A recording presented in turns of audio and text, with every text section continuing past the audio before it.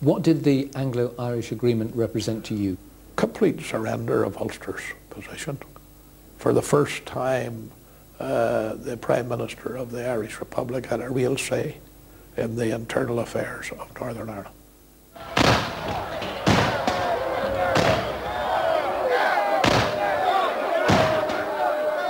Loyalist areas erupted. Hundreds now rushed to join the paramilitaries. They believed their leaders when they spoke of the sellout. What effect did it have on the UDA? Well, for a start, we gained hundreds of recruits. It was a complete betrayal as far as we could see, but the UDA did benefit from the point of view that hundreds of young people swelled the ranks. Loyalist youths attacked the police, believing that the RUC was upholding the agreement. The police held the line. Westminster was determined that this time Loyalist violence would not undermine the will of Parliament. But policemen were not only attacked on the streets, their homes were petrol-bombed and their families intimidated. Loyalists knew where to find them because most policemen lived in their midst. Why were you taking on the police and the army, well, when they both represent the crown that you purport to be loyal to? But we always have been loyal. We've always been loyal to the crown, and we do want to remain British. But we just don't like people trying to take it from us, no matter what guise they would put it under.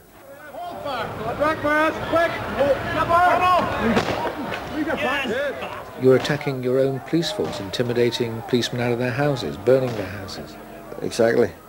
But that was a sign of the times too, Peter, because this was a unique situation where no one had experienced this before. It was getting really, really serious here. We thought that the Anglo-Irish Agreement, and young fellas thought the Anglo-Irish Agreement signalled the death of Ulster, that it was only a matter of years down the road before we're in United Ireland. Inside the Ulster Hall, the citadel of loyalism, a body was launched to organise opposition on a province-wide scale. Loyalists flocked to hear of a new organisation. It was called Ulster Resistance.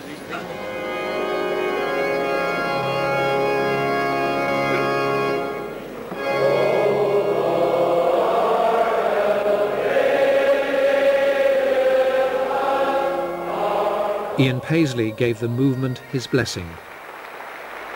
I make a personal appeal to you as a political leader in this province. I intend to give this movement of Ulster Resistance my undivided support. I will give it whatever political cover it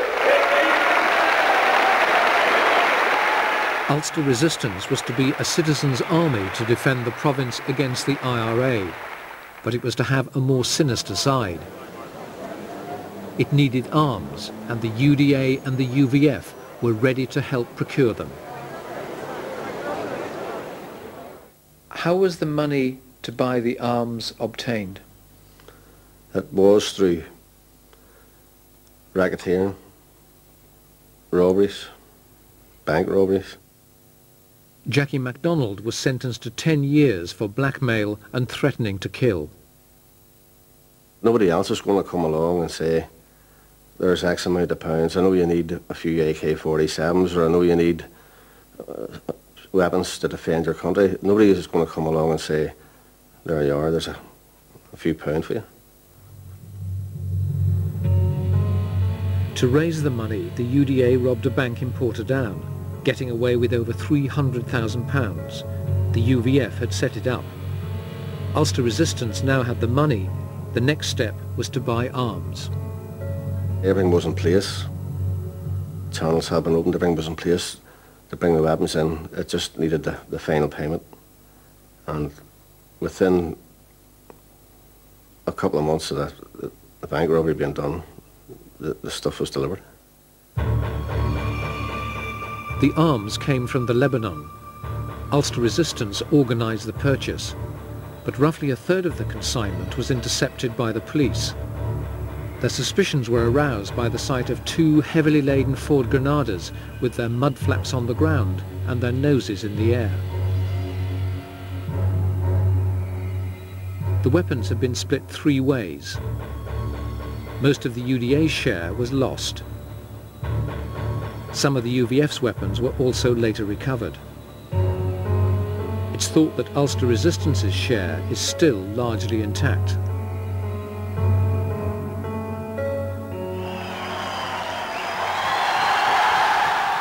Paisley, who'd initially donned the beret of Ulster Resistance, insisted he knew nothing about the weapons and immediately withdrew his support.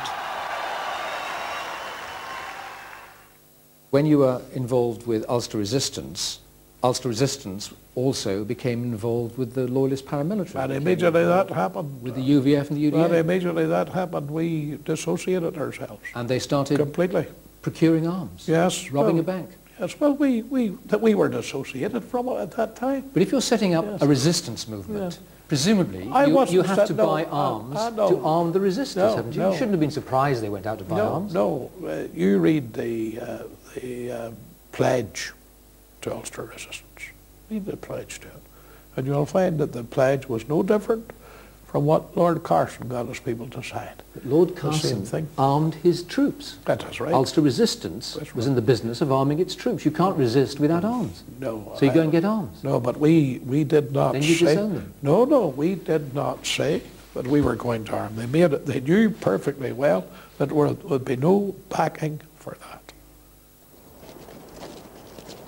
Now fired by opposition to the Anglo-Irish agreement and equipped with a new arsenal of weapons, the Loyalist paramilitaries and their army of new recruits were ready to take the offensive. They wanted to kill Republicans. Got beyond the stage where they wanted to defend the area. They just wanted to go and attack Republicans or Republican areas. And kill Catholics as well? Unfortunately, kill Catholics as well.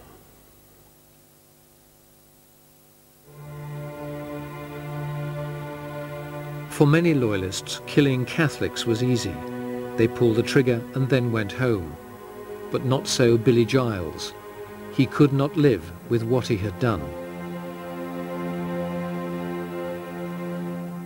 When it happened, it felt to me that somebody had reached down inside me and ripped me insides out.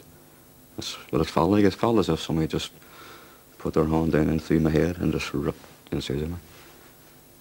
And I was empty. I felt empty.